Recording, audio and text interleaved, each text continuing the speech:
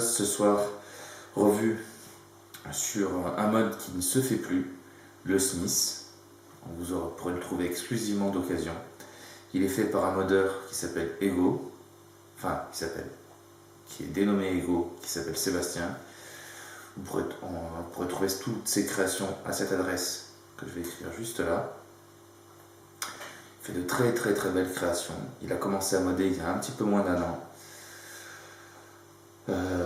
Moi je trouve que la grande qualité de ces mods, hormis la fabrication, c'est la conductivité. Elle est phénoménale.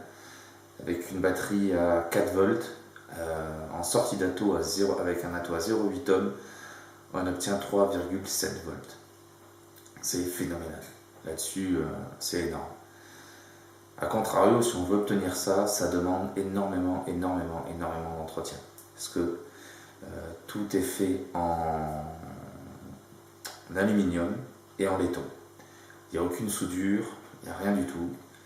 Donc ça demande énormément d'entretien. Donc là, je vais vous montrer, vous voyez là, on a un papier qui est tout blanc. Le mode, vous le prenez. Donc c'est un chiffon illustré de bijoutier. Je vous ai déjà parlé de ça et vous allez voir dans quel état. Pourtant le mode est propre. Ressort le mode. Enfin, ressort le papier.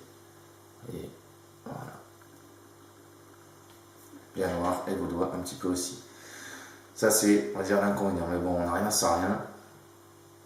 Les matériaux qu'il utilise, c'est une très bonne conductivité. Donc voilà, il faut le nettoyer plus régulièrement. Sur son site, il conseille de nettoyer une fois tous les 2 mois. Personnellement, moi j'irais plutôt à une fois toutes les 3 semaines si on veut vraiment garder la conductivité de ce mode. Voilà, donc les pas de vis sont en laiton. Donc pareil, très bonne conductivité. Et de la même façon, ça demande un minimum de nettoyage. Voilà. Pour garder justement cette conductivité au maximum.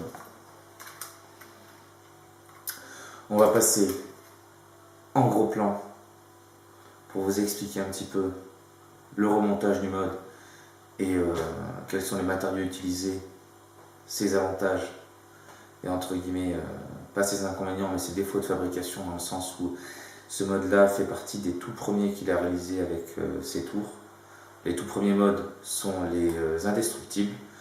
Ça, je pense que ça doit être sa 2e série. Je pense qu'il n'avait pas encore réellement l'habitude de bosser avec un tour comparé à maintenant.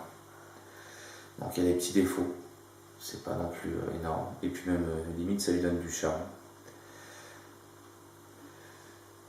Sur ce, on passe en gros plan. A tout de suite. Donc là, nous avons le bouton poussoir taillé dans la masse en aluminium qui vient se mettre sur la pièce de fixation qui est elle aussi taillée dans la masse avec un pas de vis en laiton. Comme vous pouvez le voir, grâce à la forme incurvée, on peut le poser à plat. Là ici, le ressort de rappel du bouton poussoir. Là encore, en aluminium plus laiton, la pièce de maintien du switch plus ressort de rappel, auquel on doit rajouter une rondelle pour qu'elle soit complètement efficace. Toujours pareil, en laiton. Et il n'y a plus qu'à visser les 2 pièces ensemble et votre switch est monté. Ensuite, nous avons la pièce de contact entre le poussoir et la batterie. Donc là, je l'ai modifié parce que je mets qu'un seul type de batterie. Sinon, vous avez un ressort qui vous permet de mettre différents types de batteries. Là, on a le tube central, donc avec quelques petits défauts, mais ça c'est dû, je pense, à un mouvement durant l'usinage du tube sur le tour. Comme vous pouvez le voir, il n'est pas réellement concentrique. Il est un tout petit peu plus fin sur le haut, ici, que sur le bas. Alors je ne sais pas comment il a fait, mais il est arrivé à rattraper ce défaut-là d'usinage, puisque là, le tube est complètement nickel. Là, on a le réducteur qui vient se mettre dans le tube pour pouvoir mettre les batteries. Et ici, le top cap qui lui aussi est en aluminium plus laiton avec un plot mouvant central.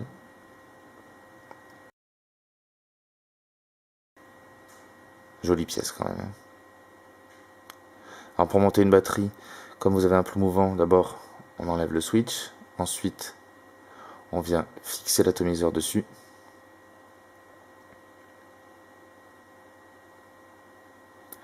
On met la batterie, on remet le switch, ce qui va pousser la batterie, qui va pousser, elle, le plot positif du connecteur 510 vers l'atomiseur. Et votre connexion est parfaite. Très belle pièce.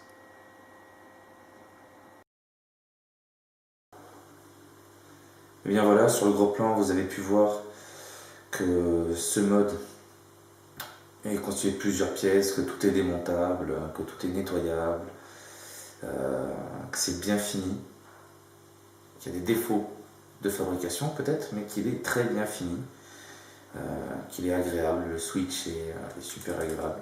Là, je sais pas si, j'espère que vous allez pouvoir entendre.